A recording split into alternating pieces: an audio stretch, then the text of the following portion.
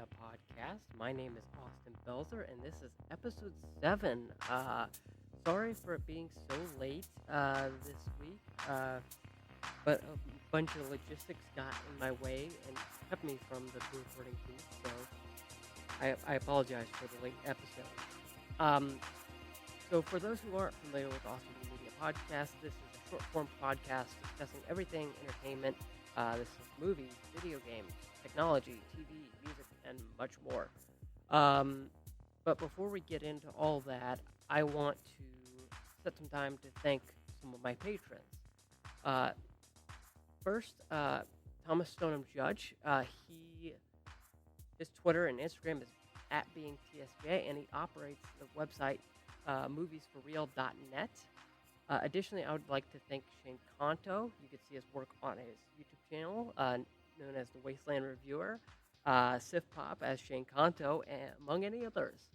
I would also like to thank Joseph Davis. You can also find his work on Sif Pop, as well as Dave Walters and Beulah Beulah, Matthew Simpson of Awesome Friday. In fact, I'll drop a link in the description, but I actually just contributed to my MCU rankings to his podcast and what my number one MCU ranking is. So I'll drop um, either both episodes or it depends on when this goes up. So you'll have all the episodes.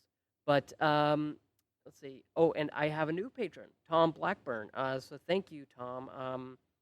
I really appreciate your support. For those who don't know how to support me, you can become a patron at patreon.com/austinbmedia or austinb.media/support, and that gives you all the information you need. I've got donation portals. It could be one time. You could buy me a coffee.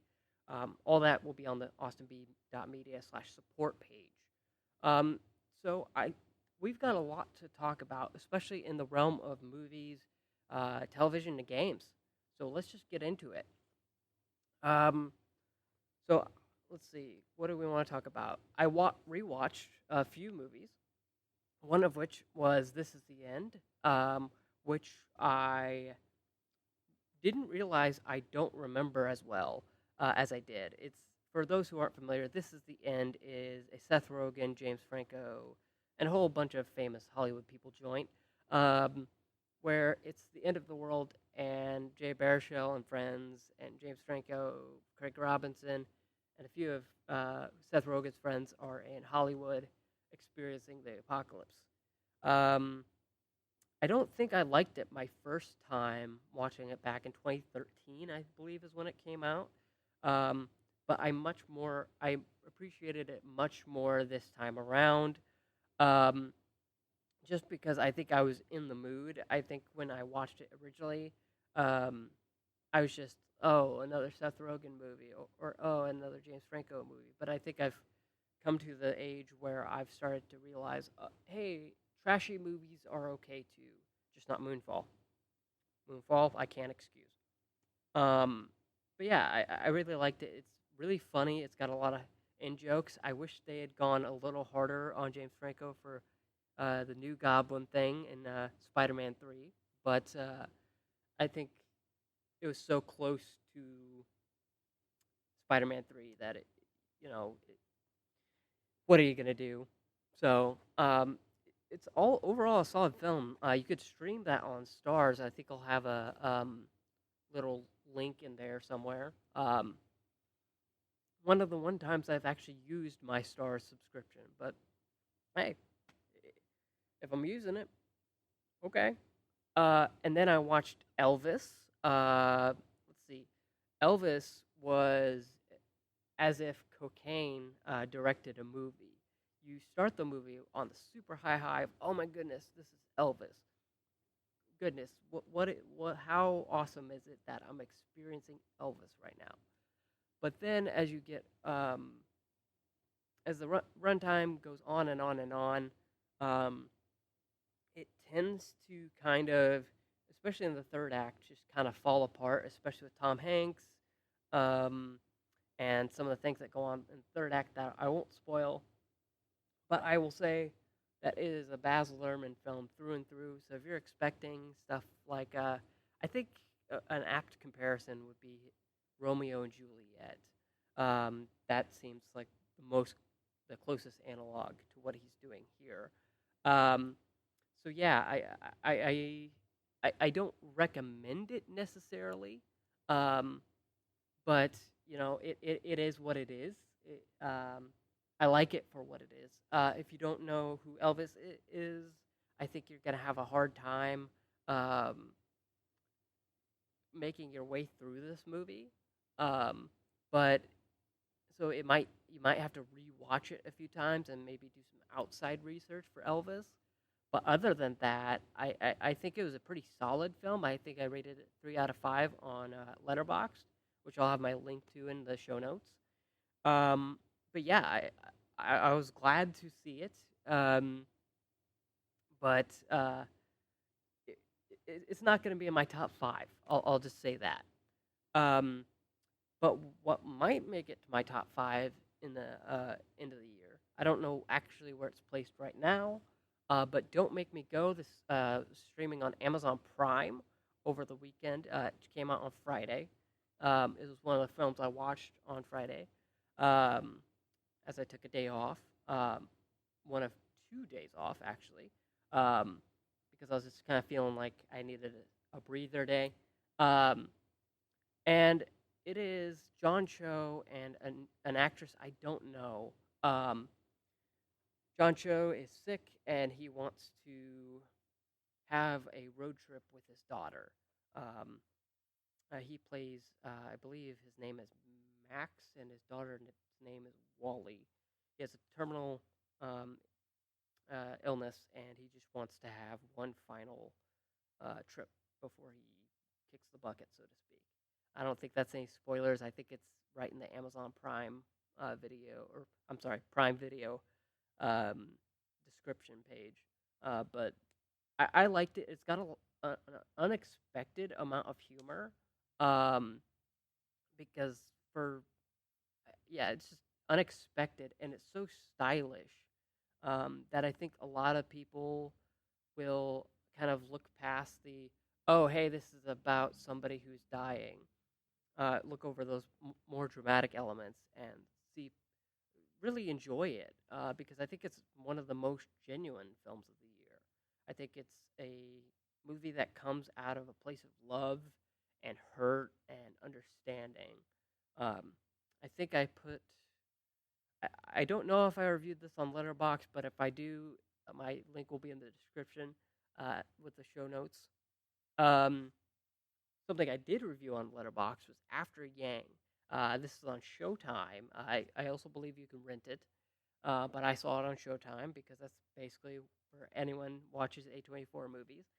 This has Colin Farrell, Jodie Comer-Smith, a bunch of big names, Clifton Collins Jr., Haley Lou Richardson, um, and it's about this. I what do they call it? Techno sapiens. Yang is a techno sapien, and it's about I I've watched so many movies. These character names are starting to run together, but Colin Farrell's character is investigating the memories of Yang, and it's all about that. I've never seen a Kogonada film. I didn't see Columbus, and I haven't seen the episodes of Pachinko, the Apple TV Plus show that he directed. I think he directed episodes 1 through 4. I haven't seen any of that, but I loved it. Well, okay, loved it is a strong word. I liked it enough to give it a 4 out of 5 on Letterboxd. The main thing that kept it from a 5 out of 5 for me is it's overlong. The pacing is just rubber banding, back and forth. Back. Sometimes you'll be blazing towards the finish line, and sometimes you'll just be crawling towards it in the story. Um, but otherwise, this is a well acted film. I think definitely people should check it out. I think for the people who have recommended it to me over the past few months, let's see, when did it come out? I think January or something like that. Um, I understand it. um, because it's one of those moody, contemplative films. And I think if you enjoy that, I think you'll enjoy this film. Um, and I also, in addition to This Is the End, I rewatched The Batman a couple nights ago. Um, that was okay. Definitely went down a little bit. It's not a 5 out of 5 for me. It's more of a 4.5 out of 5 for me. Um, because while I like the Batman, the 3 hour, almost 3 hour, it's 2 hours and 56 minutes. Um, the runtime really eats into the whole experience of it. When you're captive in a movie theater, I think the Batman. By the way, I reviewed it. I'll include my review in the show notes. Um, it just when you're sitting on a couch for 3 hours, you're like checking your phone, being like, okay, do I have do what do I have on Twitter? Uh, do I have anything else I could be doing? It just for someone who has anxiety like I do, not a great movie to be watching at home. I'd actually be interested to hear from you. Um, what did you think of the Batman if you watched it on HBO Max first? And um, just tell me what that experience was like. I'd be very curious. Um, I think there's a Spotify poll somewhere around here on the episode show notes. So go vote in that. Um, but yeah, I liked everything else about the film. The Riddler still works. Paul Dano's performance as the Riddler still works. A lot of the performances still work. Um, I will say the greatest detective aspect of it starts to work a little less for me when you know where the movie's going. So it also hits itself over the head on a rewatch. So beware for that. But you can watch the Batman on HBO Max. You can buy it. You can rent it.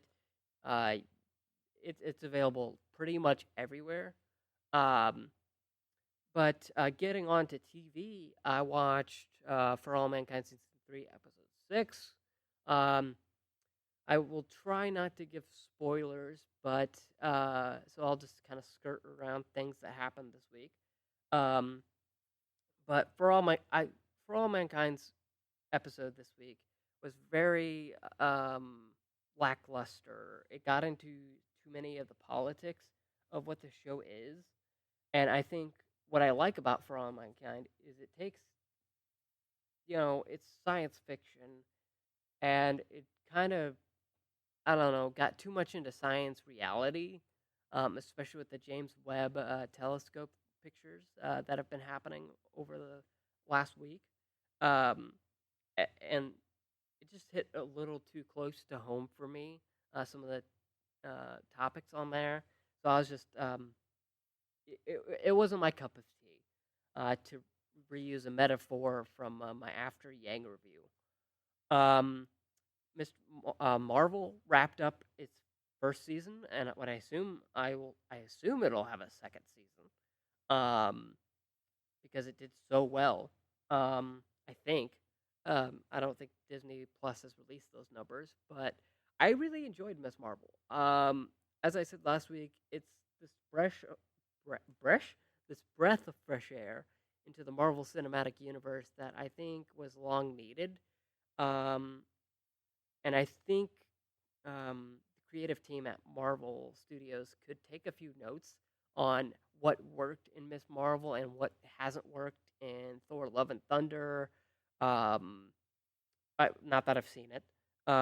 Doctor Strange in the Multiverse of Madness and all the other Phase 4 films that just didn't click. Like I liked the Turtles, but there's just a few things that just didn't click for me in that movie. Black Widow, that's another one. But I feel like Marvel could learn a few things from the show, particularly how in this origin story it ties so heavily into who Kamala Khan is as a person and what her family's history is. So that's all I'll say about that without getting into spoilers. Let me know if you'd like me to do a spoiler cast on that. I'd be very interested uh, in you letting me know what your thoughts are on that. I'll have a poll somewhere. And then I'll watch South Park: The Streaming Wars Part 2 uh, on Friday. And you know the South Park specials have been, oh, pun intended. I'm just gonna say it. Nothing special. I mean, they're always like nice to watch, but the writing hasn't always been um, of the highest quality. It's been like classic South Park, which I like, but this special particularly suffered from that rubber banding of storytelling. And I know I like to use that term a lot, but specifically here, they have a song and dance number involving Marsh that is just um, completely undone by the end of the special, which, I mean, I guess you kind of have to do since it's a special. And that's kind of been my overall vibe with the specials, that I feel like they could have more consequences for the larger show. Not that I watched the show itself. I haven't watched it since, well, gosh, 2006. So that's how out of the loop I am on some of these things. And but nevertheless, I still enjoyed it for what it was. The animation is still great. Trey Parker and Matt Stone are still great at it. But unfortunately, it's just a 3 out of 5 for me. It's just middle of the road. There's just some jokes which I skipped through because I was like, I don't want to. This joke has been done a million times. I had enough of it in the part one of Streaming Wars. It just seems to be getting a bit repetitive for for these specials, especially since there's been so many in the past year. So um, that's TV. Let's get into some video games. I beat 2 video games this past 24 hours. I beat Battlefield Hardline and Toy Story 3, the video game. Yeah, I know those are ancient video games. One of them less ancient than the other. So let's talk about the less ancient one. Battlefield Hardline. I mentioned this in my GG review on the GG app. But I wanted to like this game. Uh, Battlefield Hardline was a game I wanted to like. I also own it on PS4, I think. I wanted to like this game. Uh, the concept of a Battlefield game, but instead of a soldier, you're a cop, um, was fascinating to me. What would change? How would the Battlefield formula change for being a cop? And the answer is not all that much. You the most it deviates from things is that you don't necessarily want to kill the bad guys. You get more points for arresting uh, enemies than you do killing them, because you actually don't get any points for killing enemies. Um, but you get points for taking them down with a taser, or you know uh, doing a takedown, which is just getting up behind them and uh, making them go to sleep. But if you shoot them, you don't get any points, and and it's much more stealthy because of that. You're not you don't have a bazooka. You're not meant to go in there all guns blazing, because if you do, you don't have the armor that you do in the other Battlefield games. So it's you have to outthink your enemies, which I really liked. However, towards the back half of the game, episodes 6 through 10, especially, actually episodes 9 through 10, especially, um, it really just turns into, hey, we ran out of ways to make this a cop game, and they the Dice, I guess that's who developed it, um, very clearly were like, hey, but what if we made this more like Battlefield? You're in a tank at one point. There's sniper perches, um, and there's just scenarios where you can't arrest people. In fact, in one mission I got an achievement for shooting somebody as I was swinging through the air in an action sequence, and I didn't particularly like that. I mean, it was cool as a set piece kind of thing, but that's not what I was coming to Battlefield Hardline for. I was coming to Battlefield Hardline for a different experience, and I got that in the first half, but then it just kind of fell apart. Not to mention that the story is very lackluster. I mean, Cops does a better job of portraying betrayal and violence, and it wanted to be Miami Vice, but uh, I don't think they had the script entirely thought out because there's just things where you just sit there and you're like, wait, what? That doesn't make any sense. But uh, it's I don't think it's supposed to though. But speaking of things that also got Toy Story 3, the video game. I don't know if that's the official name. I think it just comes up on my Xbox as Toy Story 3. Um, so I you may be wondering, why do I want to play Toy Story 3, the video game? Well, I played through bits of Toy Story 1. I didn't finish that game because that is ridiculously difficult. Um, I mostly finished Toy Story 2, the video game, on the PS2. I just, I haven't had the opportunity to go back to it. I know um, some people on Twitter have said that it's back up and running on PS4 because of the new PlayStation Plus thing, um, which is interesting. Uh, if I had a PS4 or a PS5, I'd probably check it out, but I don't. So, um, but anyways, so I've always been interested in Toy Story 3, and I particularly when I bought this, Lightyear hadn't come out yet, and I wanted a Lightyear game. So this was kind of to fill the hole of the non-existent Lightyear licensed video game, because I remembered when I played it back when I rented it from GameFly. There's a sentence and a half. That there was a Buzz uh, video game level, and I wanted to check that out. I finished that. So Toy Story 3, the video game, is the more complex of the three games.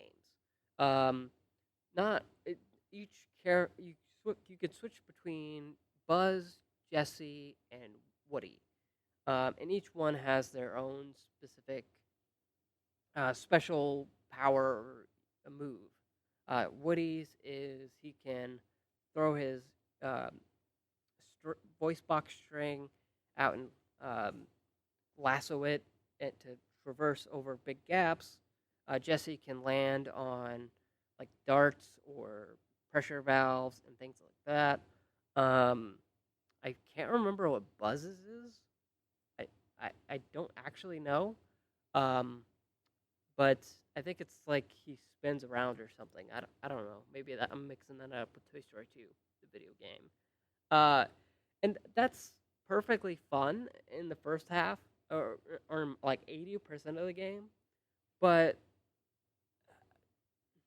it has this ridiculous difficulty curve at some points through the game where it's just like, specifically in the final mission, where you're facing off against Bonnie as Buzz, and it's the Bonnie levels are the most frustrating actually, because they require a lot of platforming, a lot of quick reaction time, none of which I have, and I about destroyed my controller a few times. Thankfully, I didn't, but I was this close. That and the prison break sequence in Sunnyside Daycare were just way too difficult for what they are. Um, but hey, it's on sale right now for $5.